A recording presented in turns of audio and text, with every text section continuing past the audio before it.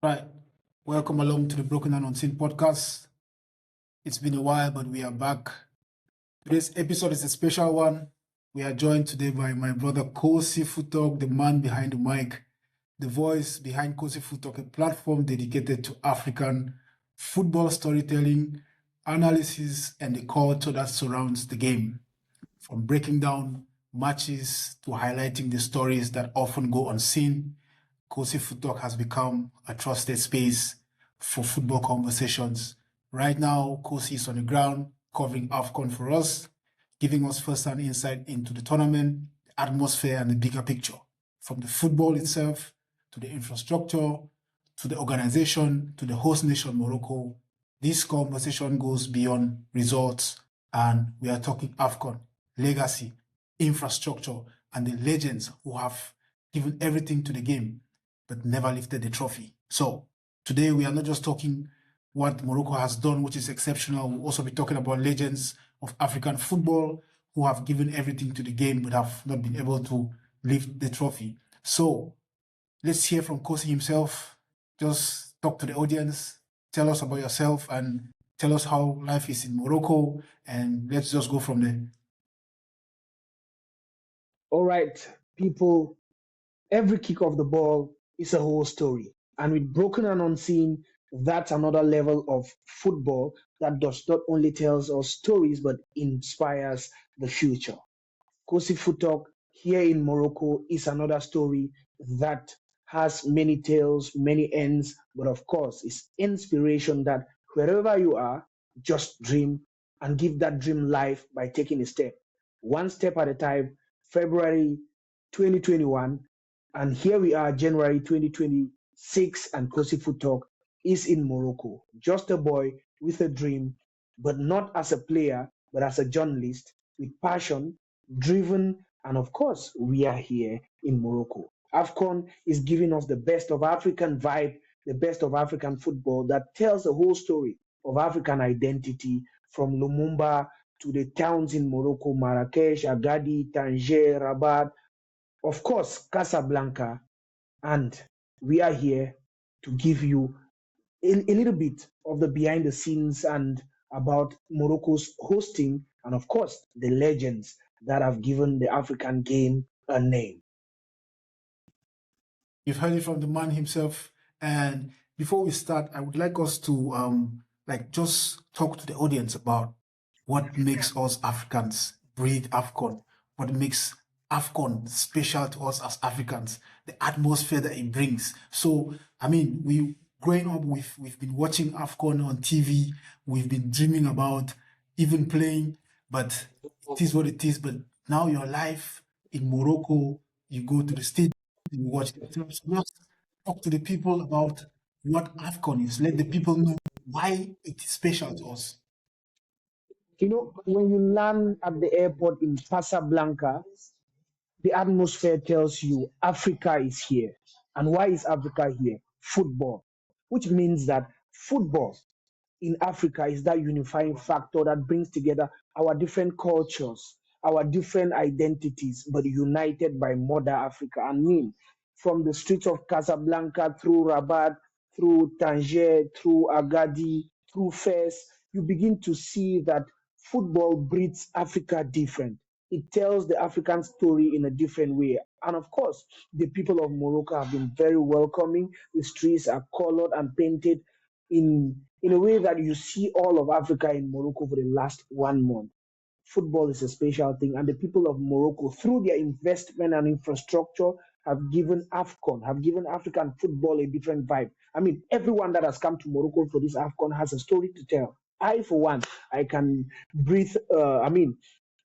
Over 10 documentaries or over 15 or thousands of angles of stories as far as football is concerned, courtesy of the special hosting, the special AFCON edition we've seen here in Morocco, and the Moroccan people, very welcoming. Everyone you see from the airport to the train stations to the trams, I mean, to the bus stations, to the taxis, and every means or the accommodations you get or to the stadia, they want to help you. And they're asking you, do you love Morocco? How is Africa? How is Cameroon? Are you from Senegal? Are you from South Africa? Are you from Mali? I mean, this AFCON has given us a different face of Africa, or a different story, or a different picture of how we used to think about Africa. I mean, before coming here, I thought of Morocco as maybe they don't see themselves as African, but they always tell you, who say Kwaka, which means we are brothers. So that's what AFCON has made us to understand, that Africa has an identity and everyone wants to belong to Africa. I mean, just see the story of Michael Kaku of Congo. He came with the identity of Lumumba, and now everyone, you go to the stands, you see the players play and they celebrate. Ako Adams the other day gave his tribute, remembering Lumumba. I mean, even the Algerian incident has also given another face of the story, and even the Algerian people now, I mean, they actually respect Lumumba through the fun that brought it all together. And that is a story that also goes to tell us that in every way you can contribute to see that Africa through football gets better, because that is a man who started. I mean, that was way back 2017 in DR Congo as a fan of AS Vita, and he saw his dream eventually pop up in the AFCON, and he's become an icon. Yes, and as an African man, he's lived up to expectations. Standing still for 90 minutes is not a day's job, because, I mean, just sitting down as a journalist, taking notes and doing reports and all of that for 90 minutes is easy. And when you see one giving an identity of African football through such sacrifice, it tells a lot of what an African man represents. And Morocco, Egypt, Senegal, South Africa, I mean, uh, all the nations that have been represented here, and the continent Cameroon tells a story of African talent through football identity. So I think in essence, but the key takeaway from this AFCON is not just the football, it's not just the culture, it's the message that Lumumba came with from Congo. Because Yeah. I mean, I watched a game yesterday in the French Cup, and there was a guy who scored, and he did the celebration in honor of Lumumba from Congo. And I can also say that to anyone who has been watching the AFCON and had no idea who Lumumba was, now they know who Lumumba is, you know. And I also saw how devastated he was when Congo was knocked out of the AFCON. And just before we go ahead, I want to ask, what do you think, like, uh, what makes AFCON unique? Because when you watch the Euros, I was here last year when the Euros were taking place in Germany. It was an amazing atmosphere, but I still think the AFCON atmosphere is way beyond imagination. And so what makes that atmosphere different, in your opinion, to the Euros, to the Copa America, to the Asian Cup? What makes AFCON different? AFCON, in its specialty, is not only about football, it's about culture, it's about identity of a people. And of course, right now, I, as a Cameroonian, at the AFCON, I mean, relate with several cultures. You know, when I see a Moroccan now, I am able to say shukran. When I see a Nigerian, I'm already able to say how far now. I mean, the African people are people who are ready to learn, they are ready to adapt, they are ready to live with one another. And football is that the round object that has given us that avenue to see that we can live together. So the African game is different, the vibe is different. Seeing the South African players when they step down from their bus and they are getting into the stadium and they are singing their songs and glorious Zanzi culture, you feel like a South African. I mean, when you see Soweto. yes, when you see the Moroccans, when they sing their anthem, at some point my eyes are covered, filled with so much passion. At some point, I believe I start thinking myself Moroccan. I mean, when they want to end it, the three words, the motto, God, homeland, and king. I mean, the respect for their flag, the respect for their people, I mean, the respect for their king, and the respect for God, Allah. I mean, that is another way of Moroccans teaching us their own culture through football. When you see the Nigerians, the way they pride their green and white, the way they pride their culture, I mean, the vibe is everything. the Egyptians, the way they represent themselves, the Tunisians, the South Africans, the Cameroonians, the continent, the Ivorians. I mean, the African vibe is special. And then DR Congo with the Fimbo, the way they celebrate their goals. I mean, even Yeah. Brahim Diaz. I mean, now when he scores, you see him doing his special celebration. It is the Moroccan dance. The Africans make the difference. Their celebrations, their play style is all Africa. You see the African energy in them. The African man, the struggling African man, they want to fight. I mean, when you look at our players play the AFCON, it's different from what we see in Europe. I mean, Europe, yeah. you see Osimhen the way he fights on the pitch for Nigeria. You start relating to his story. I mean, every touch of the ball from Victor Osimhen tells a story of that struggling boy back in the day in the streets of Lagos hawking pure water. I mean, that's a story. When you see Malong bossing the defense for Team Cameroon, you see that boy through time that has come from Bafut, an identity that has no backing, struggle through the streets of Bamenda, playing in Damokong, Hosanna Field, and everywhere. He just wants to play and give hope to his people back home. And when you hear him speak, he greets his people and he says, yes, I know where I come from. I see your support. I mean, that is another African identity. We never forget where we come from. Where we When you come from, see yeah. when you see the Malians, when they play, they pride their people. Of course, let's go back to the dressing. When you see the national teams coming, their dressing represents their culture. The Ivorians came in style, the Malians came in style. I mean, every other nation came representing their people. So AFCON Representing, yeah. is special. The AFCON is Angolans, different. the Angolans, when you see them step out of the bus and they are heading into their dressing room, the dance style The tells a story dances, of a people. So, I mean, the Algerians, they represent their culture, every other people. So, AFCON is special because it represents identity, tells a story of a people, and I mean, represents an entire continent that has a fighting spirit through our struggles that dates back to history. So the AFCON is Mother Africa in itself that is being shown to the world in all ends. in all ends, yeah.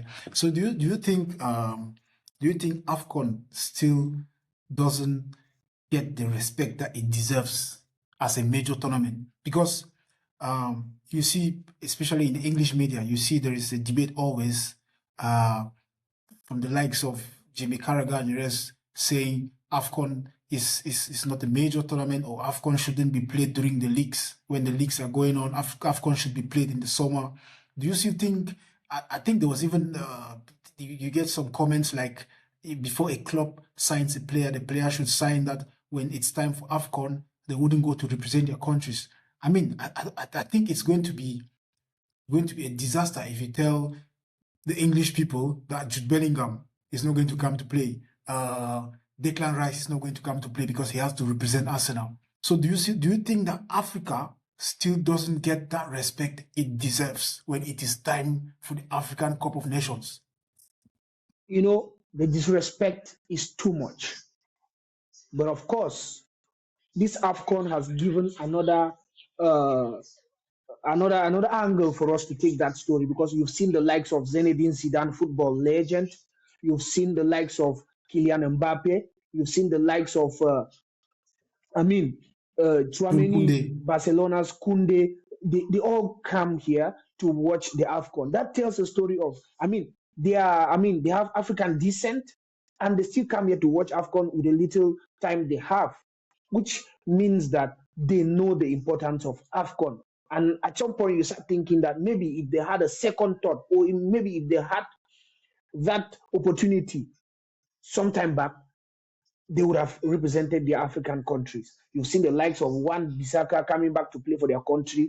You've seen the likes of, there are several players who've, assumed back their African identity and they are playing for their national team. And I was very happy the other day when Rio Ferdinand was also insisting that we should respect AFCON the same way we respect the other tournaments. And the football you see in Africa right now, you hear that scout from several teams are coming here to watch the AFCON to to assess players and get them. United scouts were present when Cameroon faced South Africa because they wanted to watch Carlos Baleba. If they didn't see the importance of AFCON, why didn't they come? Or why did they come? How So did it they come? means Yeah. they actually know the importance of AFCON, but of course, they always play the principle of social Darwinism where they see themselves more than us. But we Africans know our value. And that is why we've given the AFCON the value it deserves. Mo Salah is here, Sadio Mane is here, Victor Osimhen is here, Ademola Lookman is here. I mean, Brian Brian Bemo Wemo, is here. Yes, Carlos Carlos Baleba, Baleba, they are here. Carl Etayong, they are here to represent their if countries, which Bissouma, means they are here the to represent. yes, Bissouma and all the others. Mamouche Omar, I mean, all those players are back here. Lyle Foster of South Akraf Africa, they Hakimi. have Yeah, Achraf Hakimi, I mean, Renildo of Mozambique, they all come back here to represent Mother Africa, which means, I mean, African best player, one of the best in the world, Achraf Hakimi, captaining his nation as they seek for the second star while they host the tournament, Morocco. They have given a special identity of African football. And of course, Morocco, rumors has it that they might be hosting the next FIFA Club World Cup that is in 2029, and also they are going to host the World Cup alongside Portugal and Spain. So I mean, Africa is is a contender of everything as far as world football is everything. concerned. Yeah, It's not like Africans have not stood at the helm of world football. George Weah was Ballon d'Or winner some time come. We've seen the likes of Samuel Eto'o ranked up there, Didier Drogba ranked up there. I mean, Hakimi ranked up there. Morocco going Sadio right to the Mane, Mohamed semi-finals of the Salah. last World Cup. So of course, Africans are telling a story. No matter how much they down look on Africa, the Africans are doing their best to see that they live up to expectation. At the opening ceremony, FIFA president was here in Morocco, which means that even FIFA has started seeing the importance of the AFCON. So at some point in time, club football will have to halt for the AFCON, whether they like it or not. Because eventually, club will start begging to have African players. And of course, if you see maybe European clubs having six and above starters in their teams that are Africans, why wouldn't they stop? So the time is coming. That Yeah, time will come, of course. yeah. I think if even though some people will argue that when club football ends for the Euros or for the World Cup, it's because it's also time for summer holidays for the players. But I think African football has so much popularity right now and so much investment right now, be able to bargain for that spot to say when it's time for AFCON, the clubs should take a halt.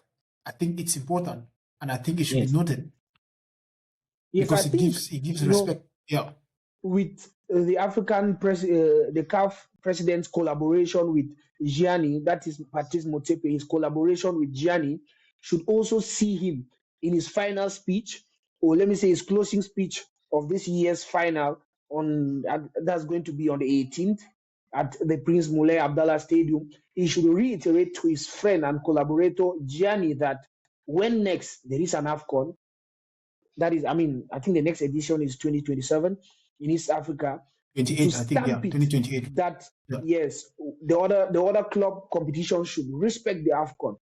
They should respect the AFCON calendar so that our players will not be having to, I mean, be put in the middle. I mean, there are several players that have laid off their national team call-ups just because they want to have space in their clubs. So yeah, because it clubs. puts Yeah, it puts their positions in jeopardy because some clubs put them on a fix where they have to make choices.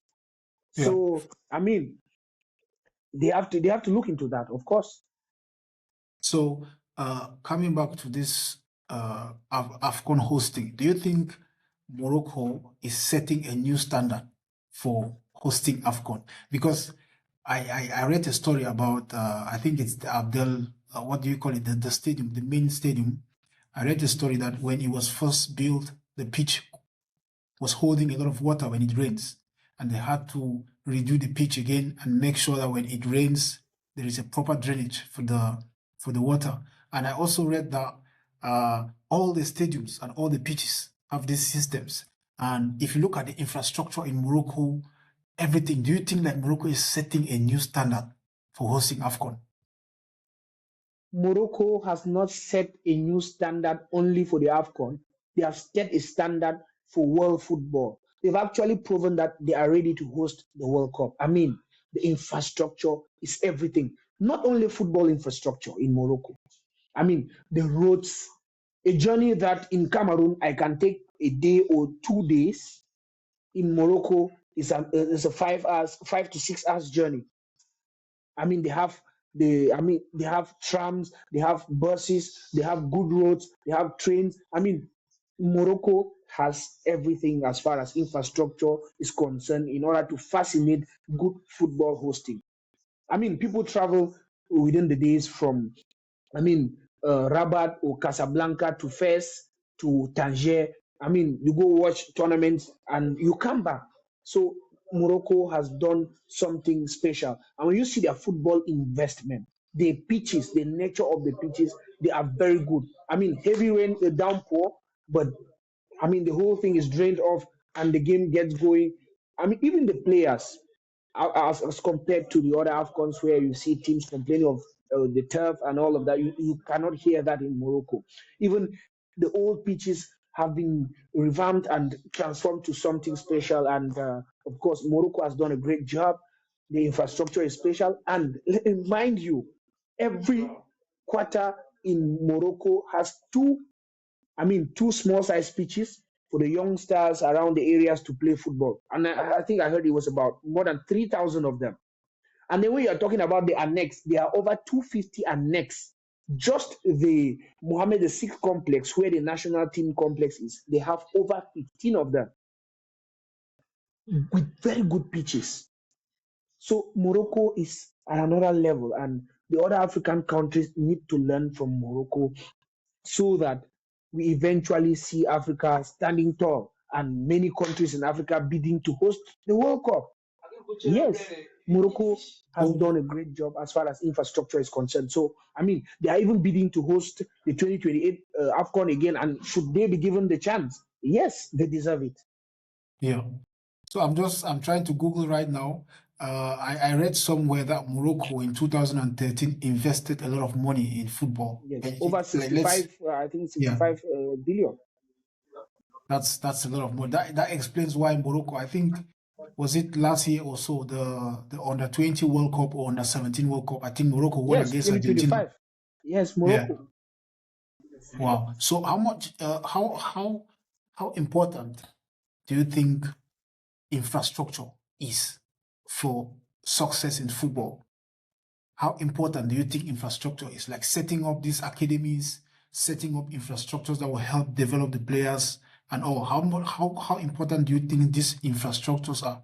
And what's your opinion on, for example, when you look at Cameroon, where we come from, and the level of infrastructure we have, and comparing to Morocco, what sort of impact do you think this has created, and how far have Morocco come from, let's say, 2004 till now, and how far do you think Cameroon has still to go to be able to be at that level, and what will it take? Uh, Cameroon is very far, very, very far. As we will say in Pidgin, work day. And What really to be yes, to be sincere, Cameroon's football represents Cameroon itself. I mean, Cameroon's football is a true example of Cameroon's system in general. I mean, it is not only president of the Moroccan Football Federation, Foussi Lekja, that's doing the job. He's being supported by the king. So, should the federation be able to do something under Samuel Eto'o, he needs to be fully backed by the government. So the investment, the infrastructure, and the development has to start from a project fully backed by President Paul Biya, so that Cameroon's football should eventually see a turnaround. Of course, I mean, earlier today I went around the Fous Rabat center, though we didn't have full access. The infrastructure, they have a shop, they have a headquarter, they have academy offices for children to come around, they have a museum. and they have 6 training pitches, 2 natural and 4 synthetic. No Cameroonian club can boast of that. It is only Sport of Garoua. Only Sport of Garoua. And the synthetic pitches, even although the last time I was speaking with Solo Bajo, he told me they were working to revamp their synthetic pitch in Galbije and see that their children, the academy, get to have a good pitch to train on. So it's only Cotton Sport in Garoua, which means work day. Fortunately, I had several meetings with president of PWD of Bamenda, who is president of the elite clubs in Cameroon. He has been to Morocco and he has seen the infrastructure, and he should take the message back to his fellow presidents that they should do enough work. I mean, Samuel Eto'o, president of Fecafoot, is friend to president of Wydad Casablanca. Wydad has 2 headquarters. I mean, their central headquarters, and they have a new one outside the town where they are building. That is where Cameroon played their friendly against Renaissance Zamra before they moved to Agadi. The investment here is huge. Cameroon football clubs, the Cameroon Football Federation, and the Cameroon government need to put their head together, and even the fans themselves, the players and everybody needs to put their hands together, work together to see that Cameroon football takes a step. But it is a whole project that can take over 10 years. We should stop the fighting around the football sector, put our hands together, work hand in hand. Even the journalists, we should stop the media backbiting. We should stop the media downgrading. Criticism should be positive. When I say positive, it means that you should be criticizing while providing solutions. You should not only be defending a camp for personal interest. That is not what will grow our football. Our younger brothers are so talented, but they need our backing in order to grow. So Cameroon's football should sit down, work together. The government and the federation should put down projects and invest. And yes, the club presidents too should boost their system around, because as a media man, if you get to propose a project or a media plan or a marketing plan to a football club, there's no president who is ready to invest. So clubs that are ready to invest should also be backed by their fans and the federation to see that it move forward. I mean, I like what the president of Victoria United is doing. He's built, I think, quarters for players, but he also needs to build his own, complex or headquarters where he has his training pitches and all of that. And everything Cameroon football needs, it needs watering, it needs the soil to be tilled, it needs a lot of work to be done to see that our football, but comparing to Morocco, we are 10 years behind. 10 years behind. Club football involved, before talking about the structures, the infrastructure, and everything, we are 10 years behind. So, football stakeholders, the Cameroon Football Federation, the Cameroon government, if we want to someday be compared to what I see in Morocco today, we need to put a 10 years plan, work on it wholeheartedly, and give our football a befitting name, because we are a big name. We have 5 AFCONs. We didn't steal them. We didn't beg for them. Our Lions fought for them. So we should do it to actually give honor to these Lions, so that when we see them priding around as legends of Cameroon, they should also be respected that what they see back home is actually good. Because, somewhere you're moving around and people tell you the Cameroon League has been stagnant, has not been functioning for over 6 months. We need to do something. We need to do better. Yes, we need to do better. So I also think that when you talk about infrastructure in terms of football and mentioning our country, Cameroon, I think apart from infrastructure, there are so many other things that have to be taken into consideration. Of course. One other thing which I think is also very important is refereeing. When you watch the league and you see the poor level of refereeing and match fixing, it's undeniably visible. And that's something that, because when you strike up a conversation with someone who is a football lover in Cameroon and you hear them talk about why they don't want to go watch football anymore, you always hear they go cheat. Why are I even go watch football? where you don't already know say different team go win, you know. So it means like why, and you ask yourself the question, why is it so?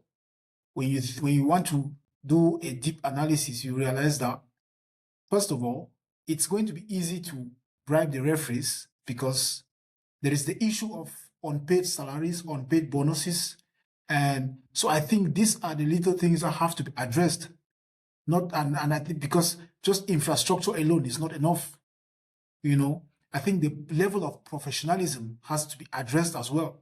Are the referees being paid? The people who are in charge of the stadiums, are they being paid?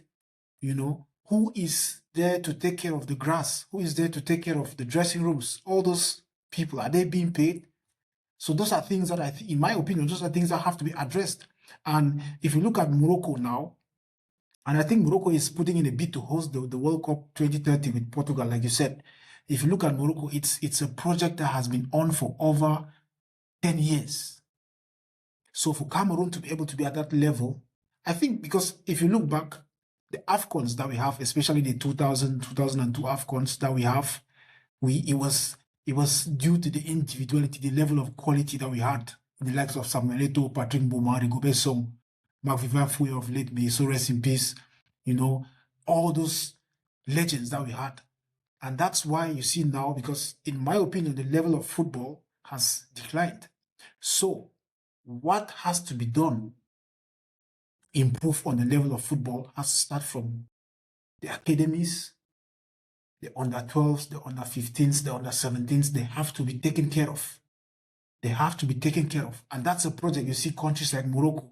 If you look at the kind of football that Morocco under-20, I think it was under-20, under-17, they played against Argentina, you're asking yourself, this is an African team. So these are the things that, in my opinion, they need to be addressed in order for us to be back to where we used to be. So what's your opinion on, for example, the regional leagues in Cameroon, second division, first division? What are those things that, in your opinion, you think have to be done in order to improve on the level of, make the footballers feel like they are professional footballers? Because I don't think you can count up to 50 football players in Cameroon whose job is playing football. And when I say it's a job, it means you get paid for playing football. Not you're not the designer, you're not the bricklayer, you're not the plumber who comes to play football. No, whose job is playing football. First of all, I will start with where the football projects really need to start. Amateur football. That is where the future is built. We cannot boast of a youth championship in Cameroon if not of the tournaments organized by Brasseries or Jeremy Jitap or the others, like the Easter Cup, the World Collar, the December tournament. We wouldn't see actual youth football tournaments that actually run through the year.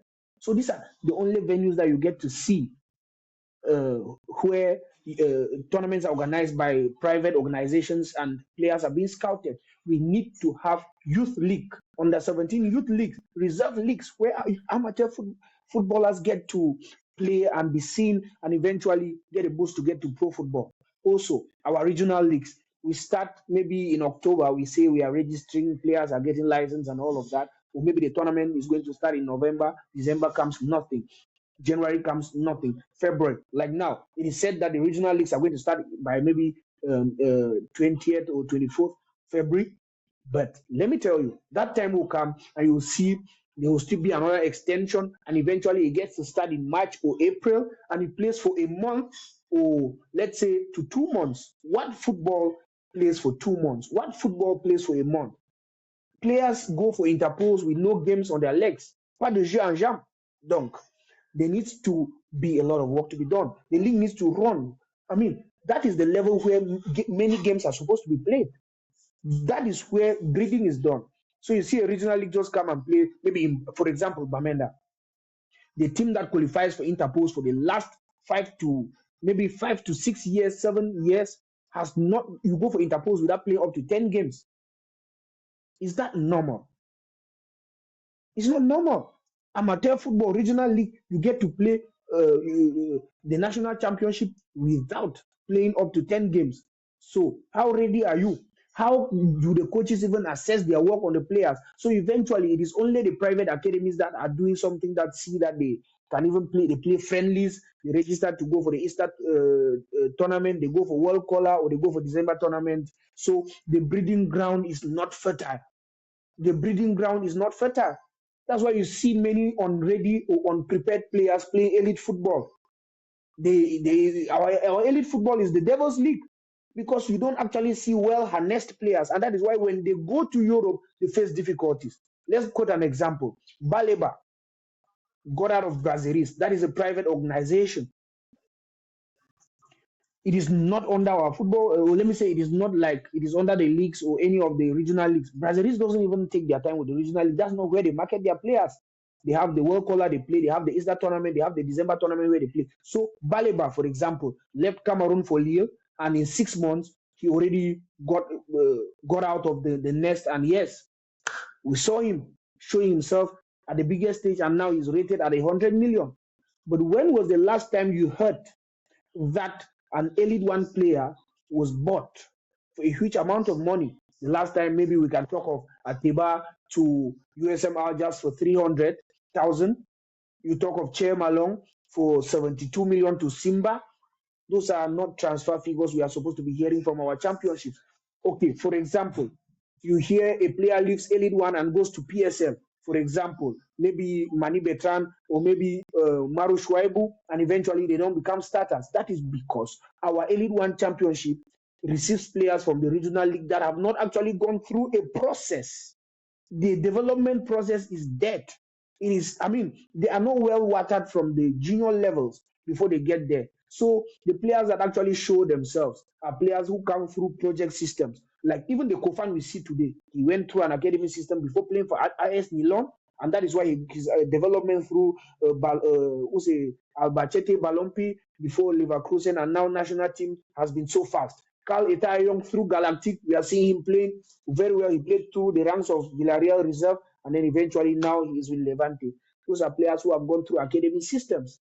I think Avon 2 was in academy in the East region in Betua before coming to Fovazu, and yes, he's developed. But players, we don't hear players leaving regional league, or maybe you say leaving the regional league to elite football, and then eventually they burst out in Europe. So we have to track down our process from the root football. The regional leagues, the divisional leagues should be well looked into.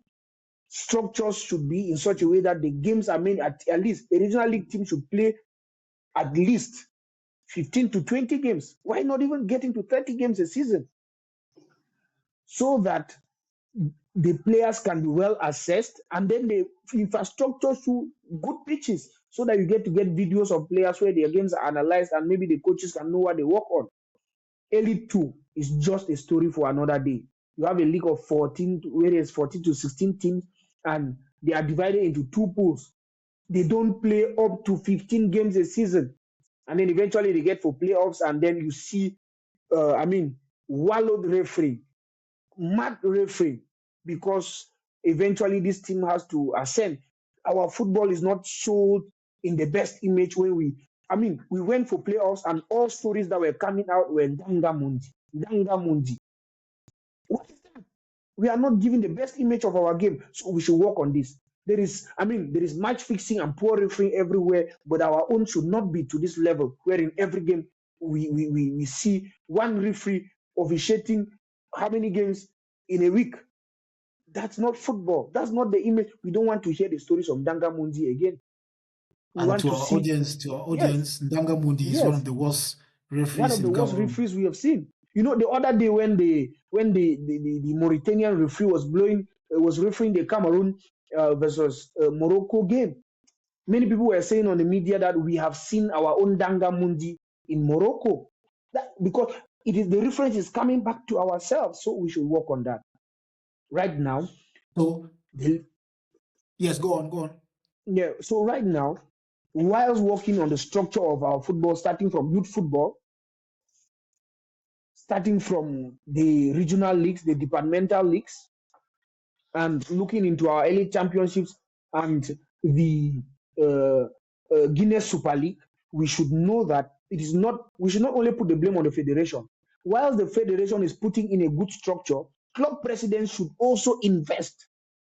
They should also ensure that they have structures that can handle the players so that they know that this is our job and we fund from it. Players are not being paid. Yes, because at some point the federation gets to, because President Samuel Eto'o has come with a system where you pay players, you present your receipts, and you receive the money. But severally, those club presidents don't pay the players, and eventually the money doesn't come, and the players are suffering, and they are looking like beggars in the streets. So there has to be a structure that sees both parties in a good stand. So the federation should work with the club president. The club president should also set up a good structure to see that their players are in good form. And also the players should know that they have to work on themselves to get to be professionals. Because right now, a club pays you 200 to 250,000 or maybe 150 and above, and you don't work hard, you don't train enough. On game days, you don't stand the test of time, so they are paying you for nothing because you don't even live like a professional. Once you leave the field, you head to the bar to drink.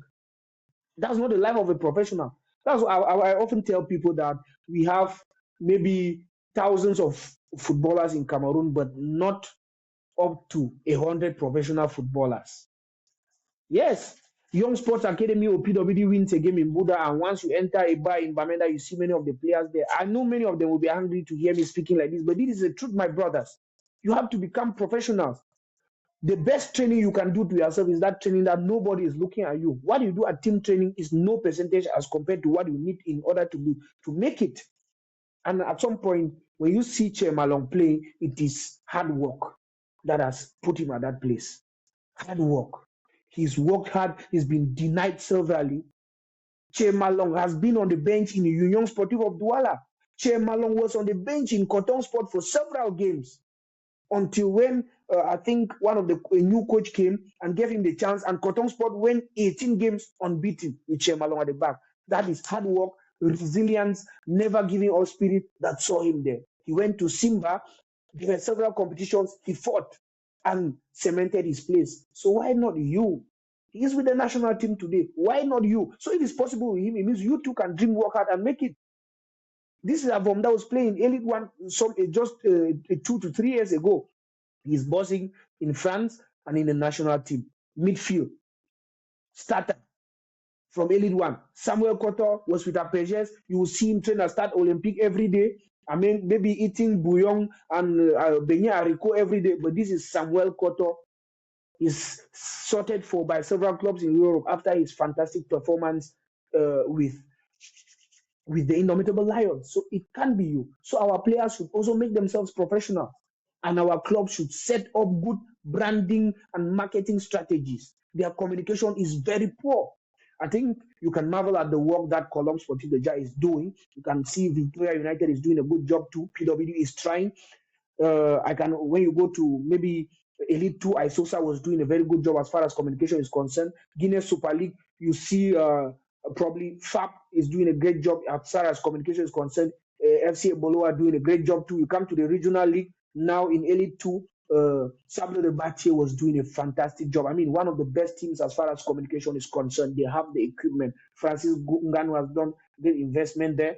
I mean, they are doing a great job. So these teams should know that they need to invest in order to. Now, money, they bring money. Invest in your communication, invest in your branding, good gear, set up stores to sell your jerseys. There are several people here and there looking for jerseys to buy and they cannot see. Panther Sportif Dunde, good communication too. They have shops. You get to I think it's Bonamusadi, just around the gallery area, and Fast Eco Bank. They have their shop there, Gym 3 Sports. They are selling their jerseys. You can buy them. You have Gazelle. Yes, Gazelle too is doing a great job as far as communication is concerned. Other teams should follow suit.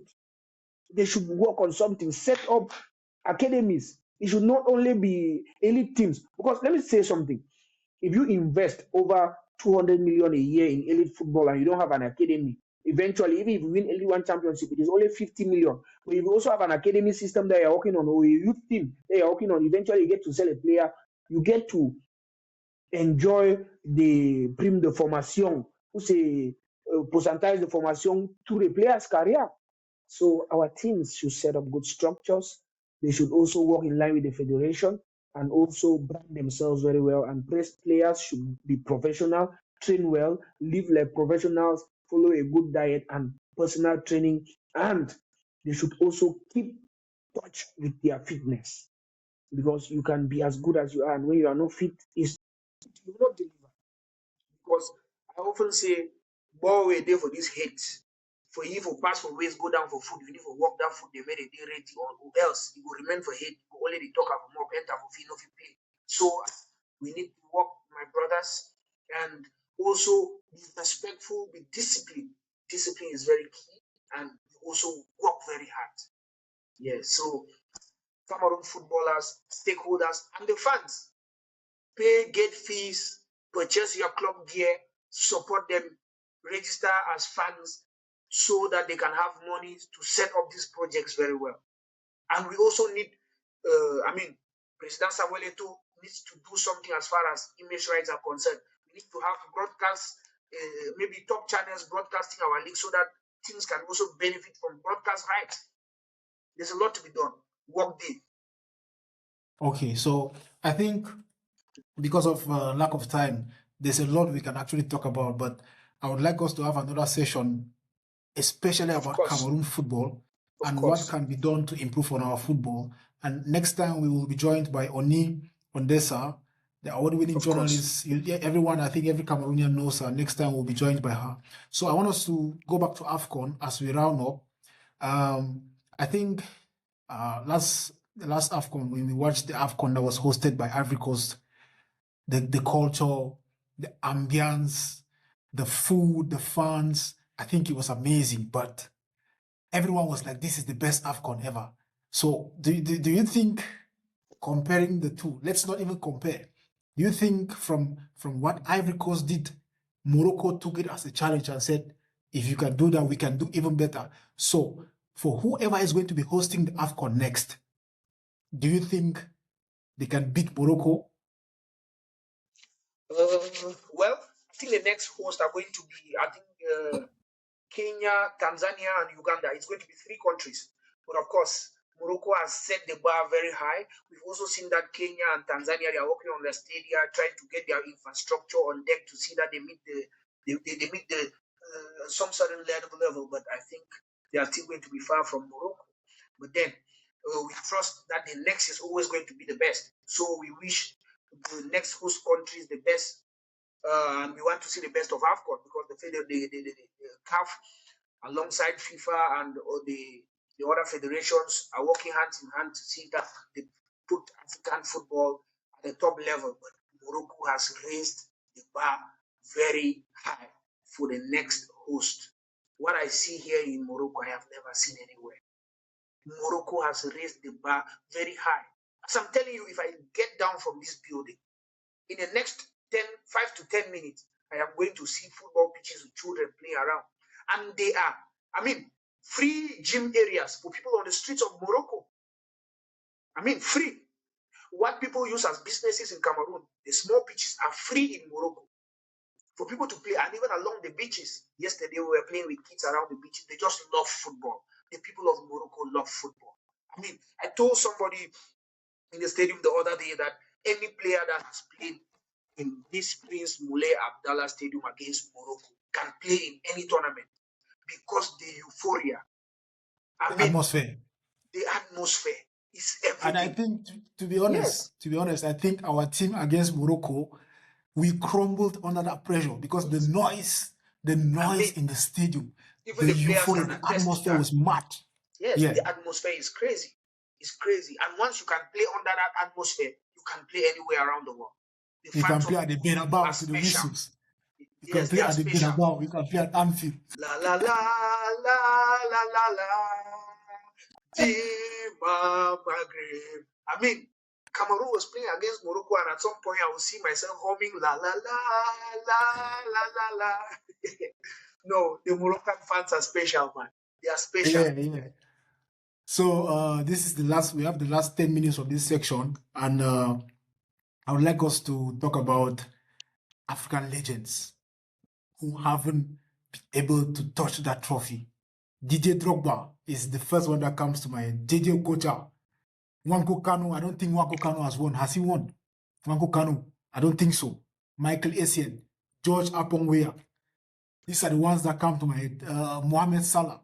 So my question to you is, even like the likes of Didier Drogba, who has won the Champions League, and the likes of Michael Essien, who has won the Champions League as well, does not winning that AFCON, do you think it affects a legend's legacy to us Africans? The likes of Seydou Keita from Mali, Pedri Kanouté.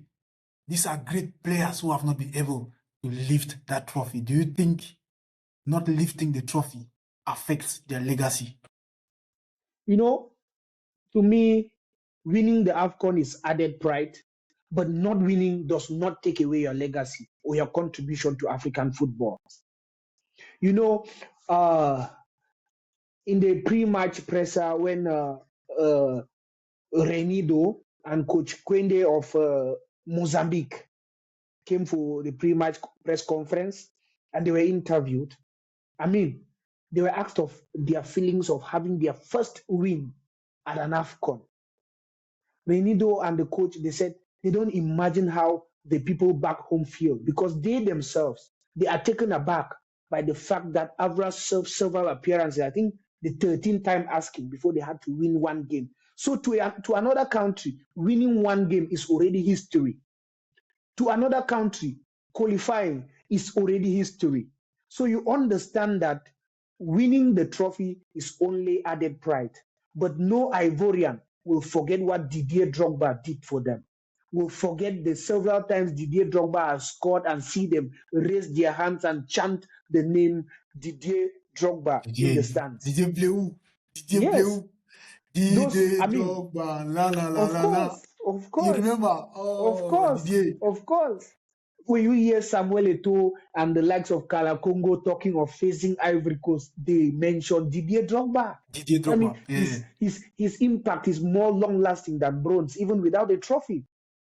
You know, and then when you it's worth noting that Didier Drogba, he single-handedly ended the civil war in Cote Civil d'Ivoire. War, He took a game from Abidjan to Bouaké, and Bouaké was the rebels' stronghold. He took the Stronghold. game. After the game, he went Of down course. on his knees and he begged for his people to stop fighting.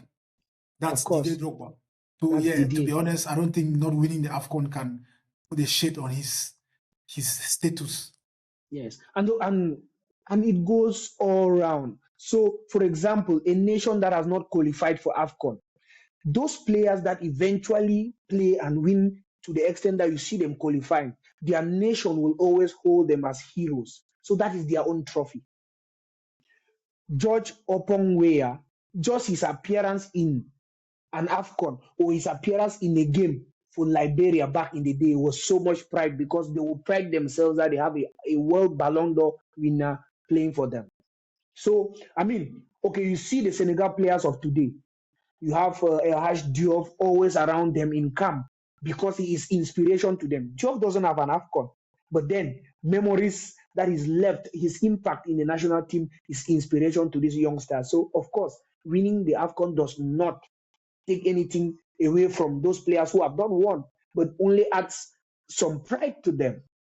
You get the point. Yeah. You know, players who played for Cameroon back in 2008 when they lost to Egypt in the final are seen as legends, but they didn't win. It doesn't take away what they did. You understand? So, of course, it is added pride, but then just donning the jersey of your nation is already another form. It's like you went for war with your country and you've been at the battlefield. So, I mean, it takes nothing away from the likes of You know, you see the other day, the Nigerian players in celebration, they dance like Papilo. That is already a memory of Papilo, even if he didn't win the AFCON. Yeah. Yes, even their replica, the jerseys they wear now whilst coming for games, those Nike special edition jerseys. JJ Okocha is the one who is the face, the brand, the main ambassador for it. JJ. Yeah. But then, so there is a lot as far as this AFCON is concerned. Just representing your nation is pride on another level. It's another level of legendary status. So Didier, George Weah, and many others who have not won the AFCON are heroes to their nations. The other day, you see the likes of Alexander Song. He's part of the, one of the media consultants, and you need to see the way they respect him around in Morocco. Yeah, and he has not won the So, AFCON as well. Yeah. yes, of course. So it takes nothing away from their contributions to African football. They've Yeah. done so And well. do you also think? Do you also think? It's AFCON harder to win than people actually think. And which legend, in your opinion, amongst all these names we've mentioned, who deserved it the most? You go first, and then I'll go second.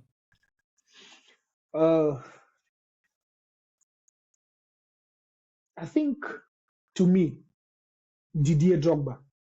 Yeah, me too. I think Drogba. everything he did the penalty shootouts in, I think that was Gabon. The penalty shootout against Zambia. Every Ivorian or any Didier lover will remember how heartbroken he was on that day. So, losing to Zambia when you came that close.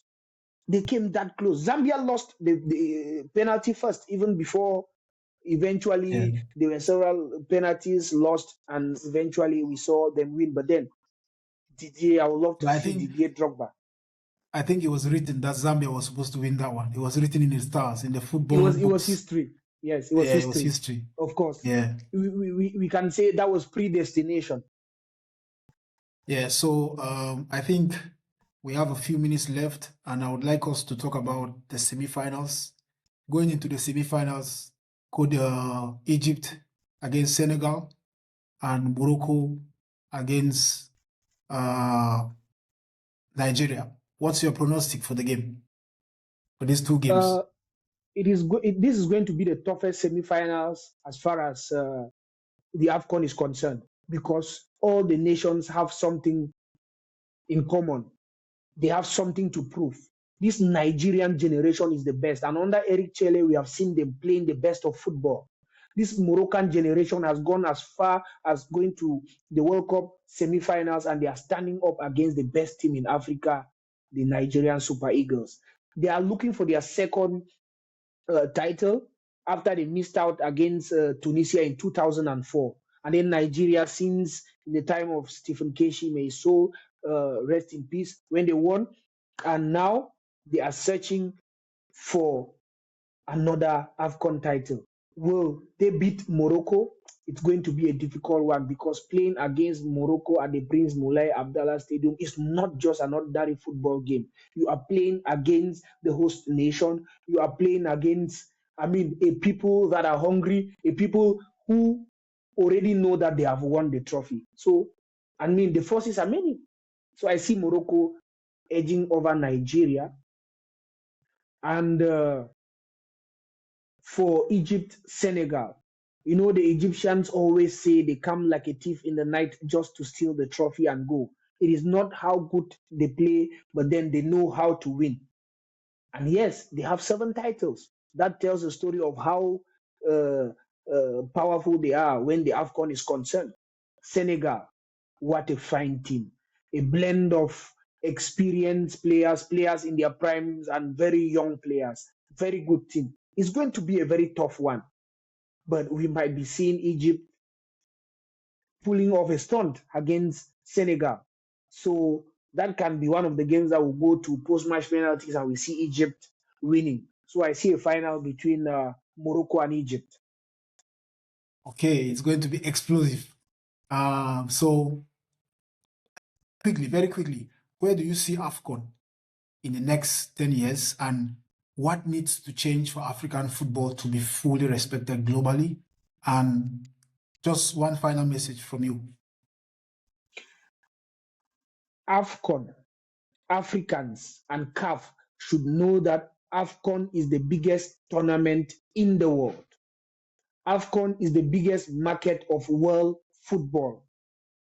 And this AFCON has proven us that yes, in the next years come, maybe the next 10 years, the whole world will succumb to AFCON. So we should continue to believe. Even if the clubs do not hold, club football in Europe does not hold for AFCON, we are the biggest tournament. And we have seen how the viewership across the world has come. But then Africa in every way should know that they have to brand the AFCON more and more. They have to show the AFCON to the world more and more.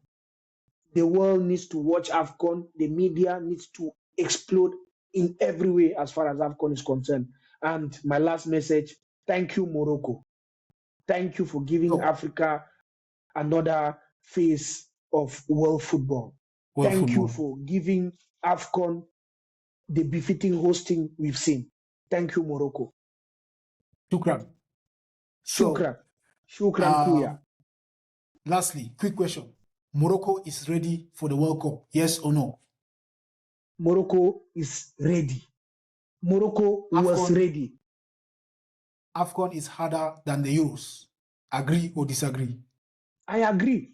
AFCON, harder than the Euros. Okay. Okay. So before we go, I want us to, you go first and then I come. I want you to give the audience your all-time African best 11 from the goalpost to the striker. Go. Quick fire.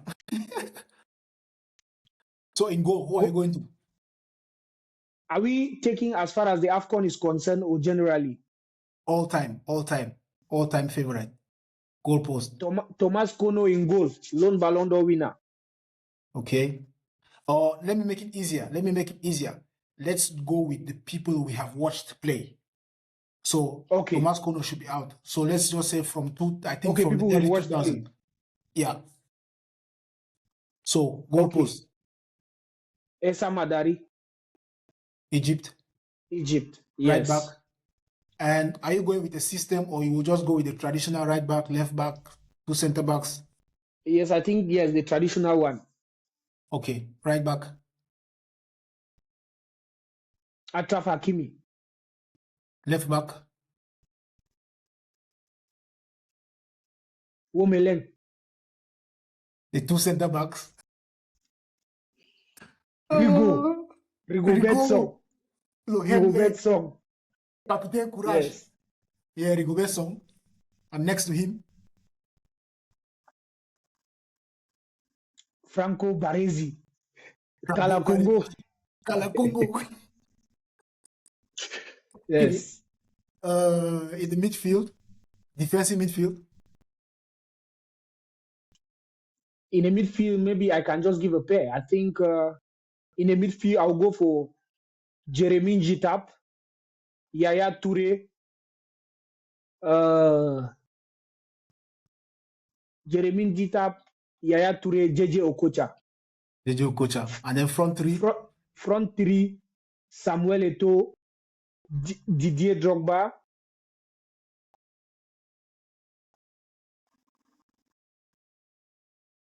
Mohamed Salah.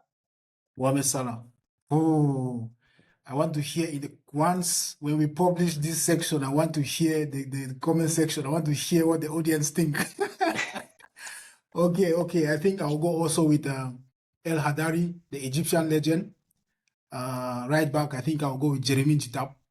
And I know the audience will come for us because, I mean, we are Cameroonians, so we will favor our Cameroonians. I'll go with Jeremy Jitap, right back. And left back, I think I'll go with what was the Nigerian? Was it Baba Yaro? He played for Chelsea once. I think it was him. Yeah. Celestine Baba Yaro. Celestine Baba Yaro, left back, yes. And then center back pairing, I would go with Rigobert Song, and I will not go with Baresi because you've already gone with Baresi. So, but I have to choose Rigo, the captain. And center back pairing, I'll go with Kolo Touré. And in midfield, I would go with Yaya Touré and Michael Essien. Yaya Touré and Michael Essien. And then on the right flank, I think I would go with, I still have 4 players, yes? I still have 4 players. On the right flank, I would go with El Hadji Diouf. On the left, I will go with on the left, I'm going to do something. On the left, I'll go with Samuel Eto'o on the left flank. And up front, I'll go with JJ Okocha. And of course, Didier Drogba. So it's been Kosifoot Talk. It's been my humble self, Joel, you, with the Broken and Unseen podcast. Until next time, c'était Falate DJ Klim. Shelele. Ngani time.